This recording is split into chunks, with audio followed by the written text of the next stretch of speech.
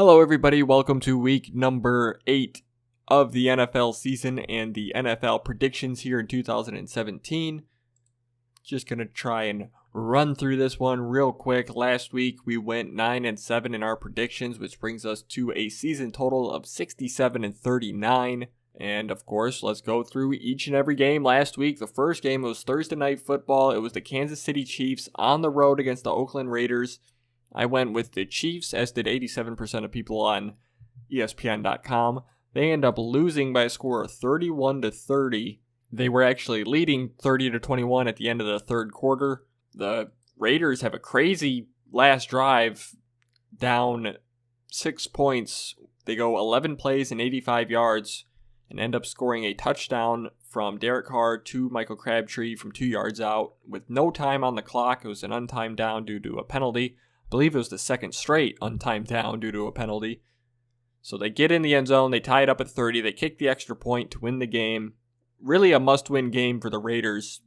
Had they dropped this game, they would have been 2-5. But instead they are able to advance to 3-4. The Chiefs fall to 5-2. The Raiders outgain the Chiefs 505 to 425 yards of offense. No turnovers at all for either team. Raiders had 32 first downs to the Chiefs 19. Pretty solid game and a pretty interesting game.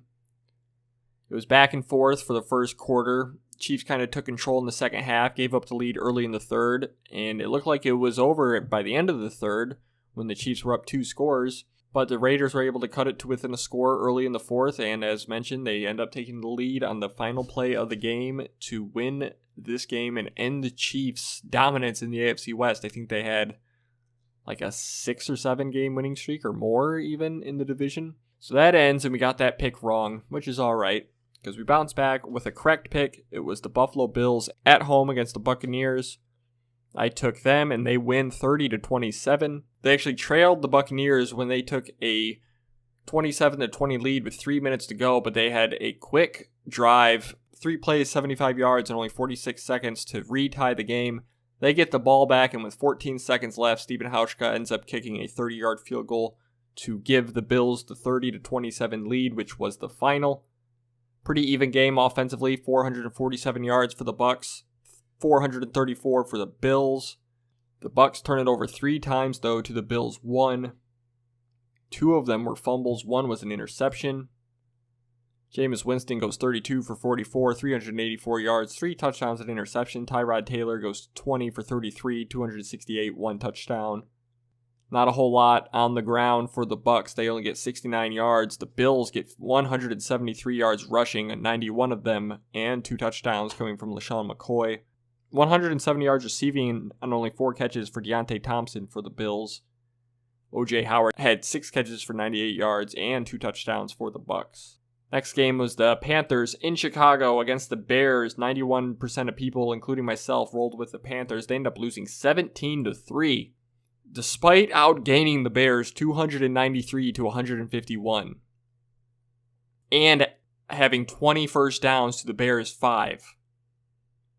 And outpossessing the Bears 38.5 minutes to 21.5 minutes. If I said the Chicago Bears had 153 yards of offense and 5 first downs in a game, you would think they got shut out. But no, they win 17-3. Very ugly game. The difference was obviously turnovers. 3 turnovers for the Panthers. 2 of them an interception. 1 of them a fumble. That was the difference in this game, as the only 2 touchdowns in this game, which obviously belonged to the Bears, were defensive touchdowns.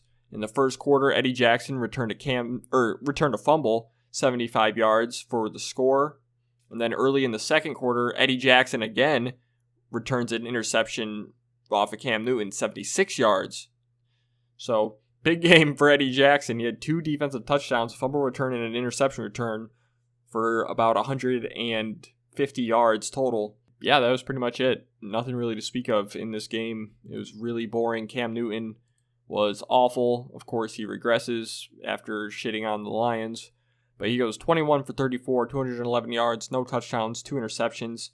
Mitchell Trubisky, ready for this? Mitch Trubisky, big game for him. Not. 4 for 7. Yeah, you heard me right. He threw the ball 7 times. 4 for 7 for 107 yards. No touchdowns, no interceptions. He was sacked 4 times. Cam Newton was sacked 5, by the way. Yeah. I don't know. Anyway, rushing, nothing happening for the Bears. Only 68 yards rushing. Cam Newton led the Panthers with 50 yards rushing of their total of 108. And, I mean, just a disgusting game. Got that pick wrong. Anyway, next pick, I'm not even going to talk about it because I'm done with this team, and this was just a gross matchup anyway. The Titans win over the Browns on the road at 12-9. We got that pick right. All you need to know about this game is that there were absolutely no touchdowns. It was Titans field goal, Browns field goal, Titans field goal, Browns field goal, Titans field goal, Browns field goal to tie it with 47 seconds left. And then after dueling possessions, the Titans get a field goal to win in overtime, 12-9. Yeah, exciting. Next game was the Saints against the Packers in Green Bay without Aaron Rodgers. I said last week, I'm rolling with the Saints, but don't be surprised if this is a close game. And it kind of was. The Saints end up winning 26-17. Well, the Packers were actually leading by 1 point early in the fourth. They were up 17-16. Saints end up taking the lead off a field goal, 19-17 with 10:20 to go. Then they end up adding on a touchdown with a little under 5 minutes left to make it 26-17. So a 2-score game, and the Packers had their chances, but weren't able to get it done. They only end up with 260 yards of offense to the Saints 485. They only turn it over once, though, near the end of the game on an interception, while the Saints turned it over twice. Drew Brees was 27 for 38, 331 yards, 1 touchdown, 2 interceptions. Brett Hundley was 12 for 25, only 87 yards, no touchdown, and an interception, so not a good game by him. But Aaron Jones rushing for the Packers, 131 yards and 17 carries and a touchdown. Brett Hundley also had 44 yards rushing and a touchdown on only 3 carries. Mark Ingram has 105 on 22 carries and a touchdown for the Saints. Big game for Ted Ginn for the Saints. 7 catches, 141 yards. Nobody to speak of receiving-wise for the Packers. So it was a pretty close game, but as expected, the Saints end up winning. The next game, it was the Jaguars on the road against the Colts. I mentioned it last week. Jaguars are just going to win every other week, so I just went with them. Plus, they're against the Colts. But they end up winning 27-0. Blake Bortles goes 18 for 26, 330 yards, 1 touchdown. They end up with 518 yards of offense to the Colts 232. They even turned it over twice, or else they could have made this even more impressive than it was. So not a lot to talk about in this game. Got the pick right. Jaguars win big. Speaking of winning big in a shutout, Rams at home. I took them over the Cardinals, and they win 33-0. This game was ugly for the Cardinals. They only had 193 yards of offense to the Rams 425. They turned it over twice. Both of them interceptions. Rams had 28 first downs to the Cardinals 10. Carson Palmer goes 10 for 18, 122 yards and an interception. Drew Stanton ends up coming in. He goes 5 for 14, 62 yards and an interception. Jared Goff 22 for 37, 1 touchdown, 1 interception. Todd Gurley for the Rams, 106 yards rushing on 22 carries and a touchdown. Only 25 yards rushing for the Cardinals. 21 of those goes to Adrian Peterson on 11 carries. Not good at all. Receiving-wise, nothing impressive on either side. Rams win big. And then the Dolphins win again somehow. They're 4-2. I don't like the Dolphins. It's nothing personal. I just don't think they're a good team. But they were against the Jets and they were at home. So they managed to squeak one out. They win 31-28. So we got that pick wrong. They were actually trailing by 14 at the end of the third quarter. They have a touchdown with 11 minutes left in the game to pull within a score. Then with 6 minutes left, they have another touchdown. Both of these were Kenny Stills receptions. That tied it at 28. And then with 22 seconds left, Cody Parkey hits a 39-yard field goal to take the lead and win. Dolphins outgained the Jets 357 to 272. Each team turned it over twice. Josh McCown goes 17 for 27, 3 touchdowns, 1 interception for the Jets. Pretty good game for him. Matt Moore comes in after Jay Cutler gets killed. Jay Cutler was pretty good, though, before he died. He was 12 for 16, 138 yards, 2 touchdowns, and, of course, an interception. Matt Moore comes in and goes 13 for 21, 2 touchdowns, interception, 188 yards. Not a lot of rushing for either team. Neither team breaks 100.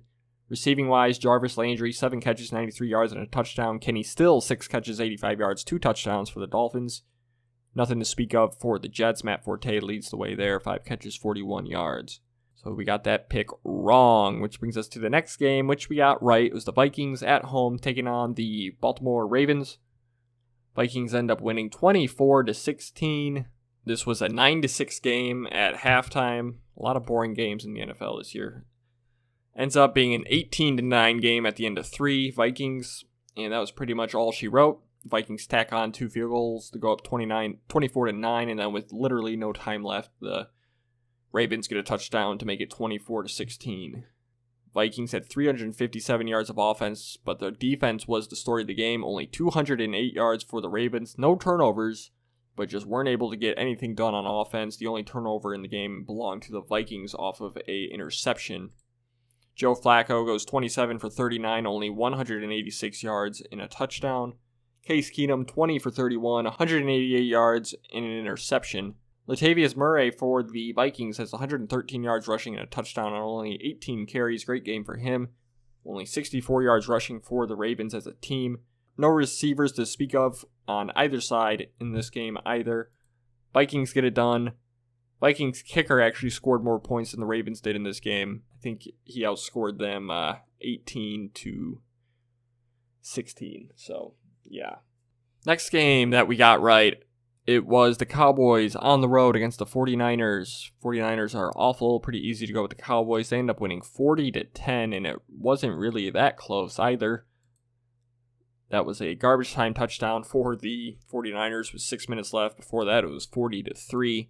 Cowboys outgained the Niners 501-290. 49ers have 3 turnovers. Cowboys had none.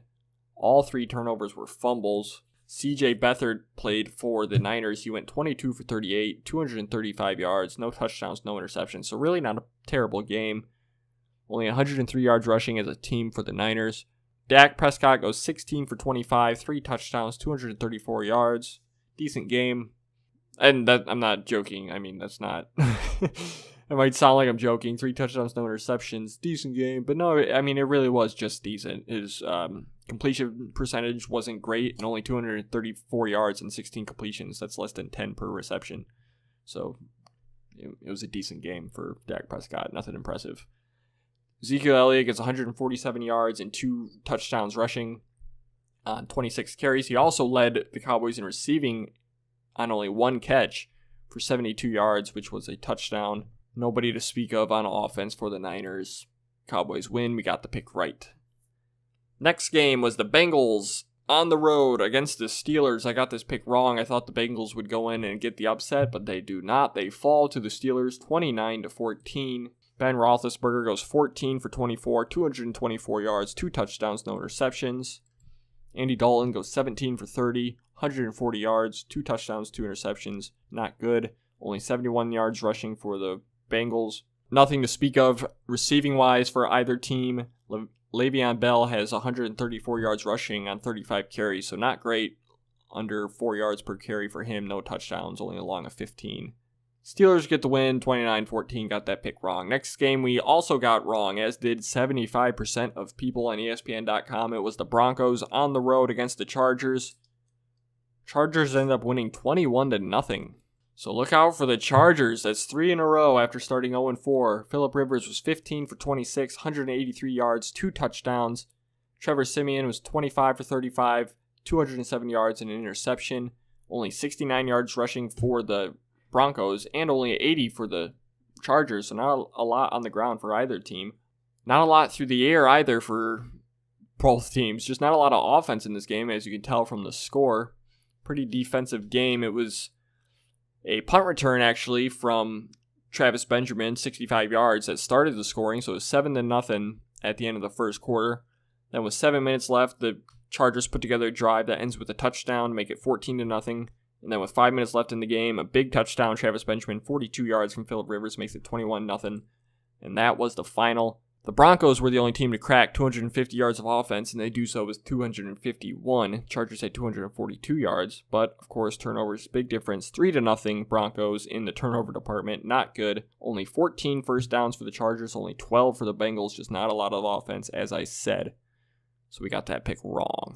Next was the Seahawks against the Giants in New York. I went with the Seahawks, as did most people for obvious reasons, and they end up winning 24-7. They outgained the Giants 425-177.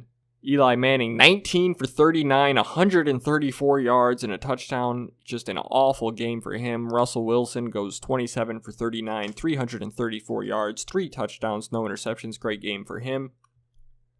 Only 104 yards rushing for the Seahawks. Nobody really sticks out there.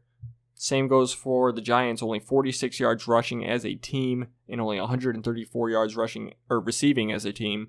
The Seahawks get 334 receiving yards. Doug Baldwin led the way with 9 catches for 92 yards and a touchdown. So we got that pick right. Next game, we got it wrong. It was Sunday Night Football. I went with the Falcons to upset the Patriots, but the Falcons instead lose their 3rd straight game. This one, they fall 23-7. Matt Ryan goes 23 for 33, 233 yards and a touchdown. Tom Brady, 21 for 29, 2 touchdowns, 249 yards. 120 yards rushing for the Falcons, 162 for the Patriots. Deion Lewis led the way there, 13 carries, 76 yards. Julio Jones gets 9 catches for 99 yards and a touchdown, and that was the only score of the day for the Falcons. Just weren't able to get it done. Outgained 403-343. No turnovers for either team. Just unable to finish drives were the Falcons. In fact, that touchdown to Julio Jones didn't come until 4 minutes left in the game. It was complete domination by the Patriots up until that point, 23-0. Patriots win. And who knows, maybe they're getting back on track. Wouldn't surprise me at all.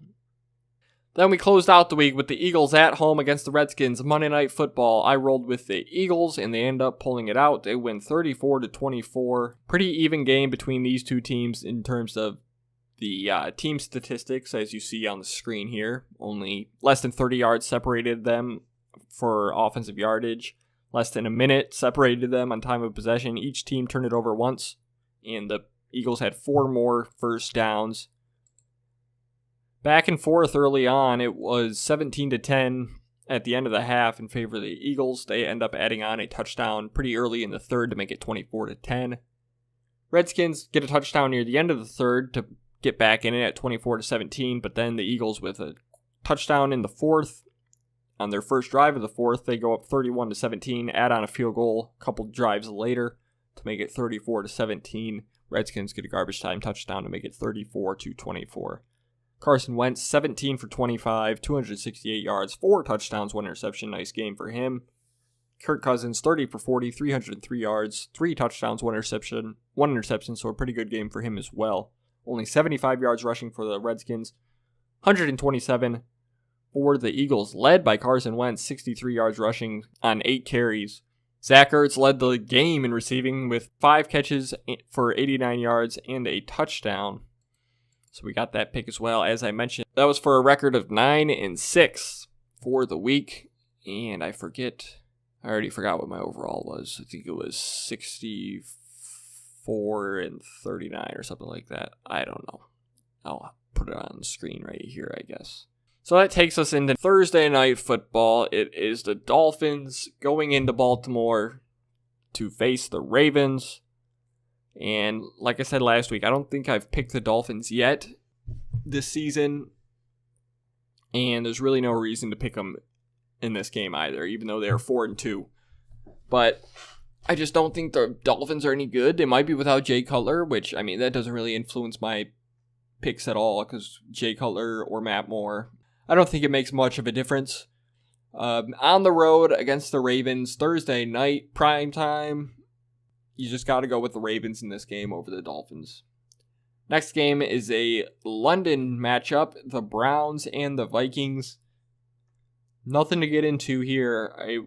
My last straw, if you've been following along all season, was a couple weeks ago when I picked the Browns for the 3rd time. Or was it 4th? I don't know. But they lost again, obviously. They're 0-7. So I'm just not picking them again. It makes this really easy. because I'm not picking the Browns the rest of the year no matter what they do, but especially in this one against the Vikings, who are 5-2 with a great defense, 0-7 Browns.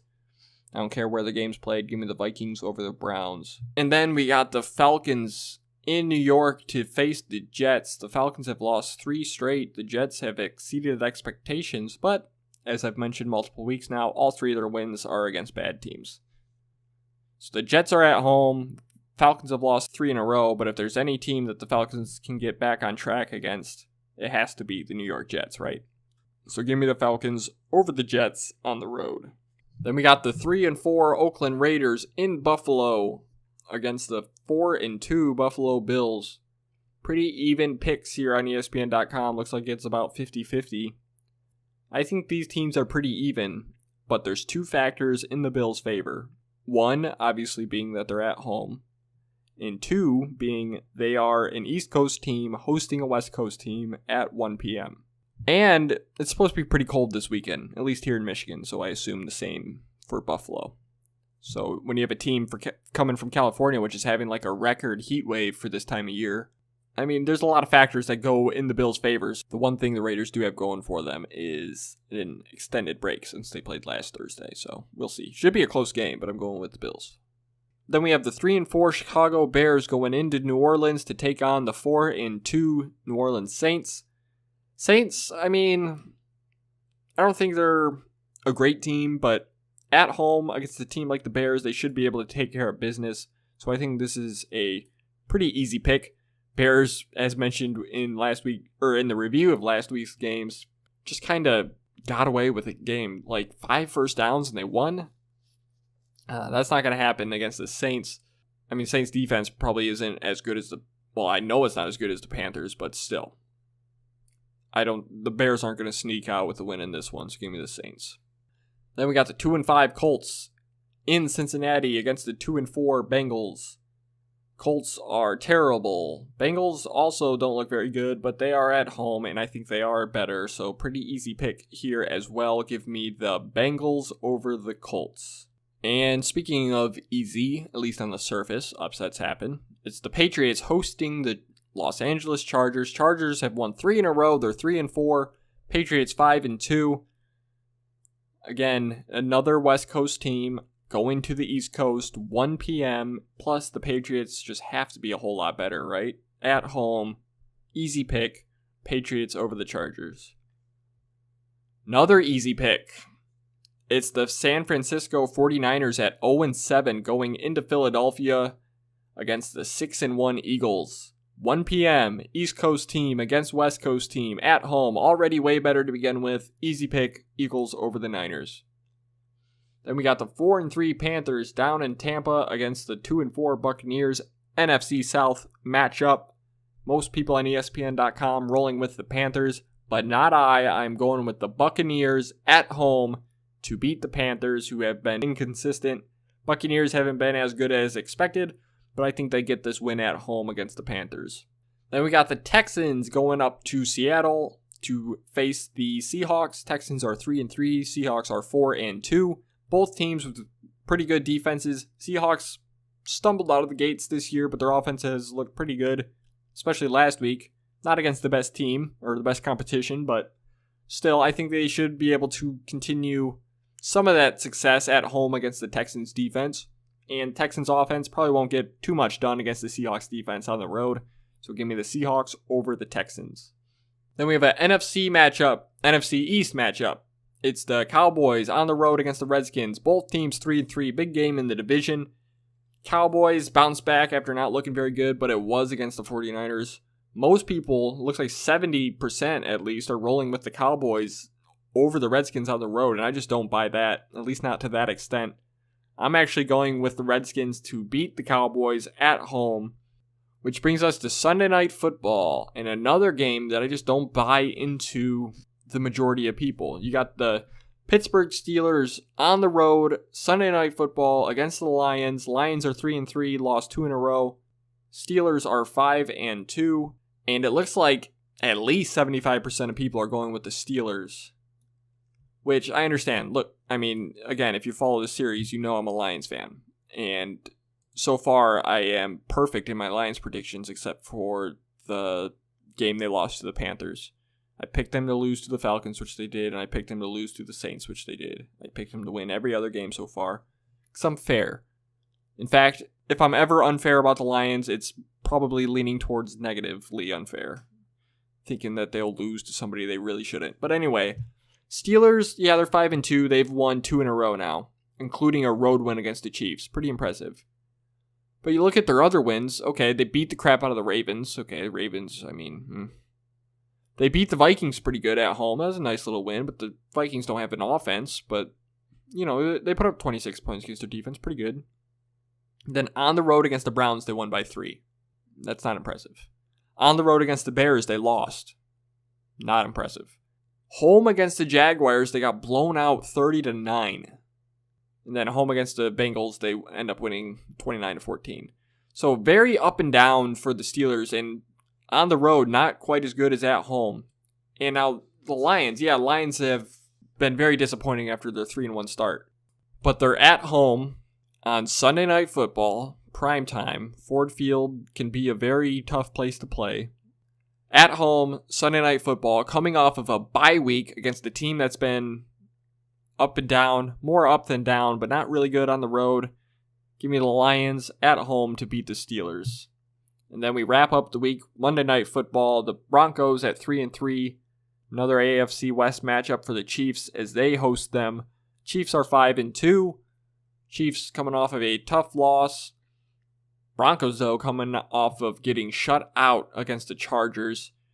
Monday Night Football, Arrowhead Stadium, pretty easy choice, I believe. It's going to be the Chiefs over the Broncos. And that will do it for this week here in week number 8. As always, subscribe so that you can watch next week when we break down all of these games I just predicted. And, of course, predict all the games next week. And as always, please comment below your thoughts on my predictions or any of your predictions for this week coming up. And thank you guys so much for watching, and goodbye.